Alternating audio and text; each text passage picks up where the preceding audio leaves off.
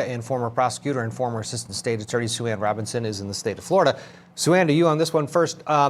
If she were to take the stand, how much likability will she possibly not have? First of all, because of the testimony of those 4 alleged victims, but also because of her social status. She is someone who people probably aren't going to feel sorry for, or maybe I'm wrong. Your thoughts?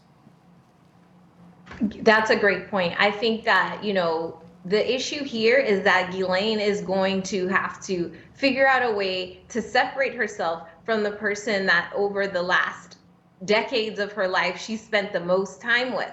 And secondly, she would have to have an explanation as to why she was in contact with these young women, why they were in the home, a legitimate reason. And there just is not one available. There is nothing for her to say to excuse why the train of young women were in their home. They weren't running a theme park. They aren't recruiting. They're not running a dance school. There's no legitimate reason for them to have had this many young teenage girls in their home. And unless she's going to say, try to say she was blind or she was a victim of some sort of abuse, it's going to be very tough for her to explain to any jury or anyone for that matter why she was involved in getting women to come to the home, and for which there was no legitimate reason other than what is alleged in the indictment.